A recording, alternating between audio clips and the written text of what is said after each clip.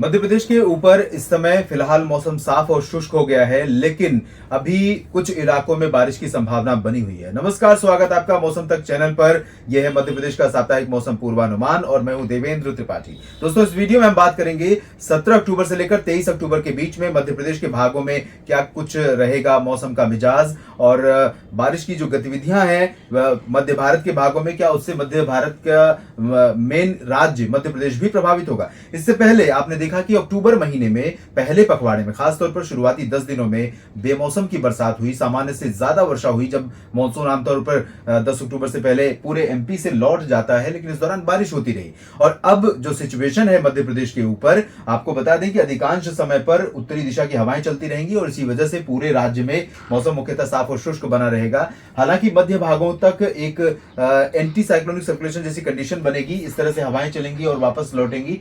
तो ओवरऑल अगर देखें तो शुरुआती 2 दिनों तक उत्तरी दिशा की हवाएं रहेंगी, फिर एक सर्कुलेशन, एंटी साइक्लोनिक सर्कुलेशन जैसी सिचुएशन बनेगी, उसे ट्रफ भी आप कह सकते हैं। और उसके बाद 17-18 को उत्तरी दिशा की हवाएं, 19-20 को सर्कुलेशन जैसी सिचुएशन, उसके बाद 20 अक्टूबर के बाद से लेकर 20, 21, 22, 23 अक्टूबर के बीच में पूरे समय उत्तरी दिशा की हवाओं का प्रभाव रहेगा। लेकिन आज की बात अगर मैं करूं, आज यानी 17 अक्टूबर की, तो यहां पर डिंडोरी, मांडला और बालाघाट, सिवनी, छिंदवाड़ा, बैतूल, इन इलाकों में कुछ स्थानों पर वर्षा होने की संभावना है, क्योंकि एडजॉइनिंग विदर्भ और छत्तीसगढ़ पर काफी ज्यादा वर्षा के संकेत हैं। तो यहां पर भी थोड़ी बहुत बारिश हो सकती है। हो सकता है कि बादल आपको बुरहानपुर और होशंगाबाद, नरसिंहपुर, जबलपुर, उमरिया, शहडोल, अनूपपुर में भी दिखाई दे, लेकिन इन भागों में बारिश की उम्मीदें कम है, सिर्फ सीमावर्ती जिलों में होगी। भोपाल, विदिशा, आगरमालवा, शाजापुर, सीहोर, देवास, खंडवा, खरगोन, बड़वनी, अलीराजपुर, झाबुआ, रतलाम, उज्जैन और मंदसौर, नीमच से लेकर आगरमालवा,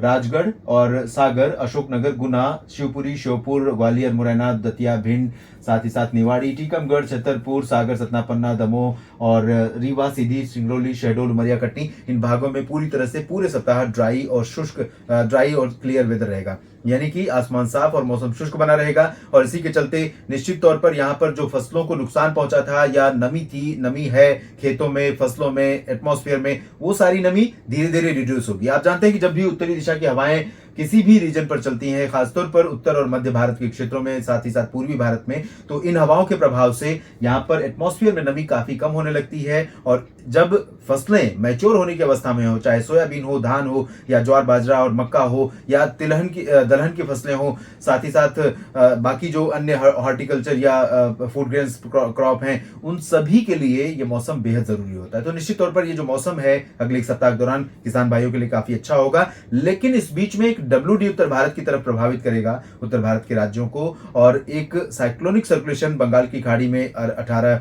अक्टूबर के आसपास विकसित होगा, जो अगले 24 से 48 घंटों में लो प्रेशर बनेगा, आगे बढ़ेगा। और वो अभी ये तय नहीं है कि वो क्या इंटेंसिटी उसकी होगी, किन राज्यों की तरफ जाएगा और कितना असर उसका हो सकता है, और वो स्टॉर्म बनेगा, साइक्लोनिक स्टॉर्म बनेगा, या फिर डिप्रेशन ही रहेगा, ये सभी अभी स्पष्ट नहीं है। अगर सिस्टम स्ट्रांग होकर साइक्लोनिक स्टॉर्म बनता है और भारत के भागों की तरफ आता है, तो हो सकता है ओडिशा और आंध्र की तरफ से अगर घुसे भारत के जमीनी भागों पर, तो हो सकता है मध्य प्रदेश के भागों पर भी उसका असर दिखाई दे। लेकिन इसके बारे में हम आपको अगले वीकली अपडेट में जरूर बताएंगे।